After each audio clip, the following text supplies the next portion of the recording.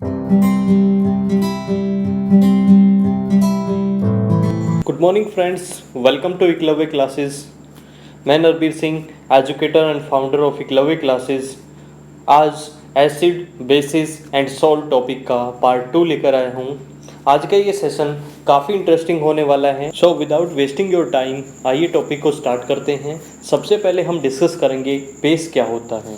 A base is a substance which furnishes hydroxide ions, it means OH negative ions when dissolved in water। Base एक ऐसा substance होता है जब उसको पानी में मिलाया जाता है तो बेस पानी के साथ मिलकर hydroxide ions, it means OH negative ions बनाता है। अब हम इस बात को इजी लैंग्वेज में समझते हैं, तो आइए एक एग्जांपल लेते हैं। Sodium hydroxide. सोडियम हाइड्रोक्साइड को जब पानी में मिलाया जाता है तो सोडियम मेटल अलग हो जाता है और हाइड्रोक्साइड आयंस अलग हो जाते हैं, it means OH negative ions अलग हो जाते हैं।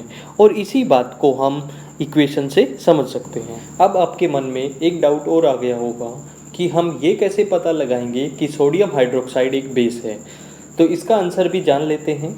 जिस भी केमिकल के लास्ट में हाइड्रोक्साइड लिखा होता है, समझ लेना उसमें बेस होता है। और अगर किसी भी केमिकल फॉर्मूले में लास्ट में OH माइनस लिखा हो तो भी समझ लेना कि उस केमिकल में बेस होता है। आई होप आपको ये कंसेप्ट क्लियर हो गया होगा। आपको एक और एक्स्ट्रा इन्फॉर्मेशन दे दूं कि एक टर्म एल्कली, इस वर्ड का बार बार यूज किया जाता है। ये एल्कली क्या होता है तो आपको बता दूं, वाटर सोल्यूबल बेस को ही एल्कली कहते हैं। मीन्स जो बेस पानी में डिजोल्व हो जाते हैं, फॉर एग्जांपल मैग्नीशियम हाइड्रोक्साइड। आइए हम कुछ इंपॉर्टेंट बेसिस के बारे में जान लेते हैं। तो सबसे पहले हम बात करें तो पहले नंबर पे आता है सोडियम हाइड्रोक्साइड। सोडियम हाइड्रोक्साइड का केमिकल फॉर्मूला NaOH होता है और इसको कास्टिक सोडा के नाम से भी जाना जाता है। अगर हम इसके यूज की बात करें तो कपड़े धोने की साबुन में इसका यूज किया जाता है। आई होप आपको ये कंसेप्ट क्लियर हो गया होगा। चलिए एक और इम्पोर्टेंट बेस के बारे में डिस्कस करते हैं। नेक्स्ट है पोटेशियम हाइड्रोक्साइड। पोटेशियम हाइड्रोक्साइड का केमिकल फॉर्मूला KOH होता है। इसको पोटास के नाम से भी जाना जाता है।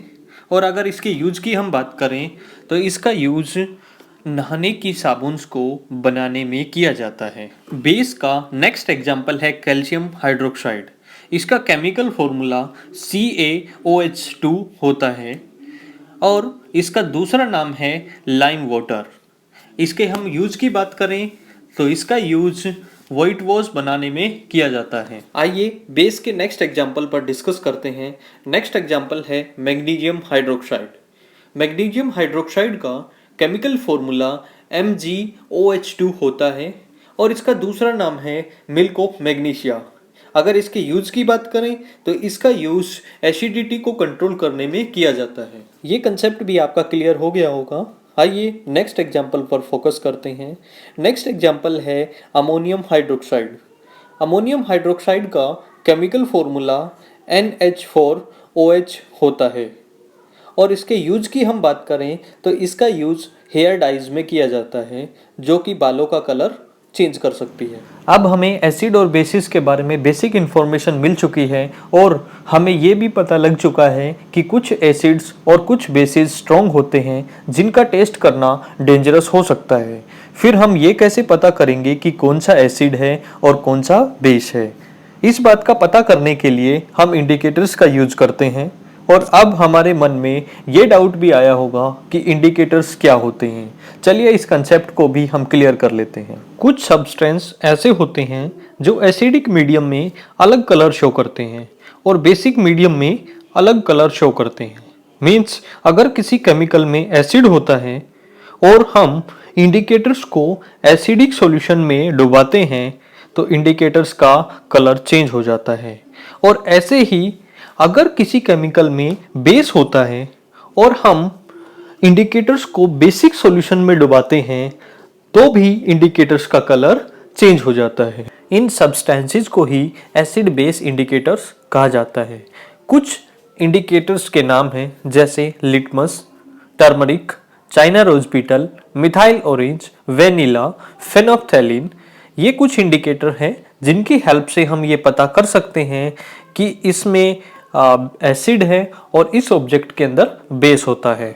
आपको लिटमस के बारे में कुछ एक्स्ट्रा फैक्ट बताता हूँ। लिटमस 2 टाइप का होता है।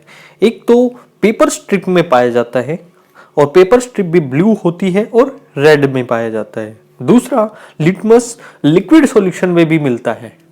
और एक और एक्स्ट्रा फैक्ट आपको बता दूं कि लिटमस है वो लाइकेन में मिलता है। आइए हम समझते हैं कि indicators acidic solution, basic solution और न्यूट्रल सॉल्यूशन में कौन सा कलर शो करते हैं। सबसे पहले हम बात करते हैं लिटमस के बारे में। लिटमस इंडिकेटर एसिडिक सॉल्यूशन में रेड कलर शो करता है और बेसिक सॉल्यूशन में ब्लू कलर शो करता है और न्यूट्रल सॉल्यूशन के अंदर पर्पल कलर शो करता है। अब हम बात करते हैं फेनोप्थेलिन इंडिकेटर की। फेनोप्थेलिन इंडिकेटर एसिडिक सॉल्यूशन में कोई कलर शो नहीं करता है, न्यूट्रल सॉल्यूशन में भी कोई कलर शो नहीं करता और बेसिक सॉल्यूशन में पिंक कलर शो करता है। नेक्स्ट इंडिकेटर पर डिस्कस करते हैं। नेक्स्ट इंडिकेटर है methyl orange. Methyl orange indicator acidic solution में रेड कलर शो करता है और अगर न्यूट्रल सॉल्यूशन की बात करें तो ऑरेंज कलर शो करेगा और अगर बेसिक सॉल्यूशन में मिथाइल ऑरेंज को डुबाया जाए तो येलो कलर शो करता है। आई होप यहाँ तक आपको कोई भी डाउट नहीं आया होगा। अब हम एसिड की प्रॉपर्टीज के बारे में बात करने वाले हैं। मेरे पिछले वीडियो में आपको एसिड की बेसिक जानकारी मिली है। Property number 1, acids have a sour test.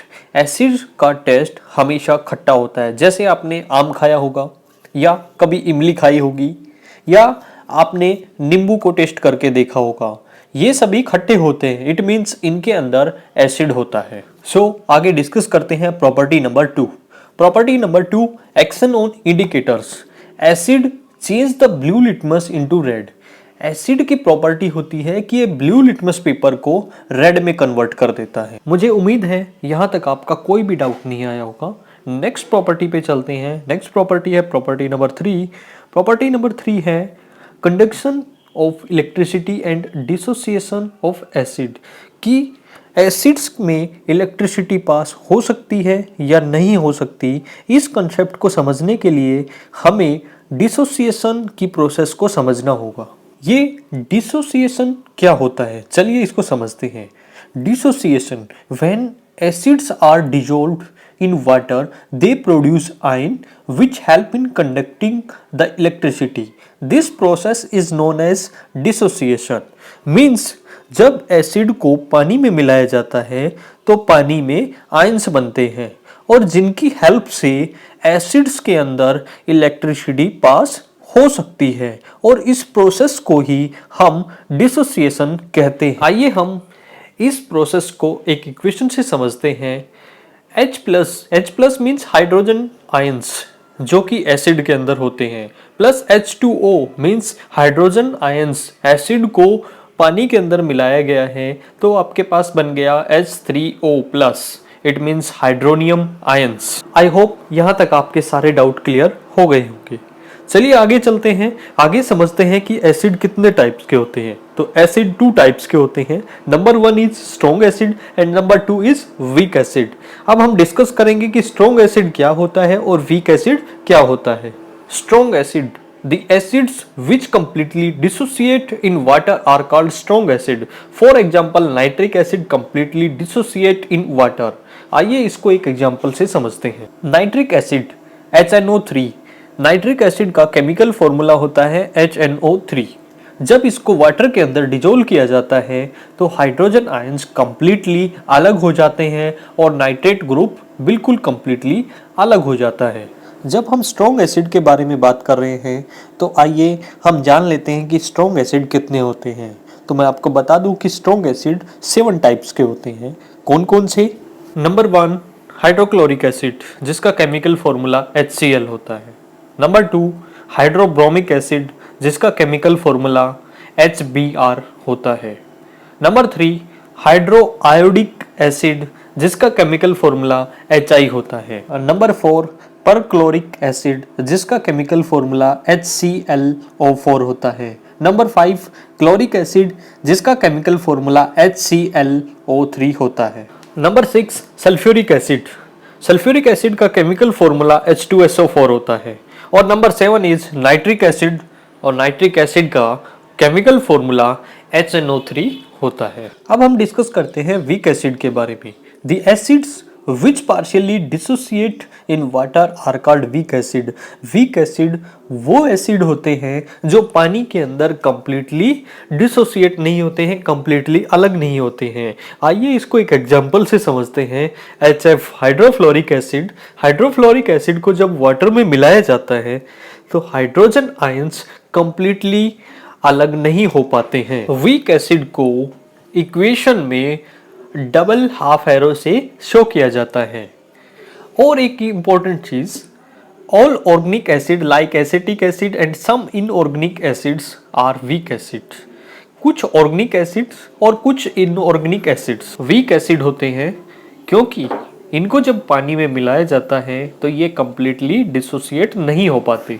आज की क्लास में बस इतना ही। हम सब मिलेंगे नेक्स्ट क्लास में। तब तक आप मेरे वीडियोस को बार बार देखिएगा और कोई डाउट आए तो कमेंट सेक्शन में टाइप कीजिएगा। आई होप आपको ये वीडियो पसंद आया होगा, और वीडियो अगर पसंद आया है तो ज़्यादा से ज़्यादा लाइक करें, कमेंट करें और शेयर करना ना भूलें। और हाँ, चैनल को सब्सक्राइब भी कर दें ताकि आने वाली वीडियोज़ की नोटिफिकेशन आपको लगातार मिलती रहे। Thank you very much.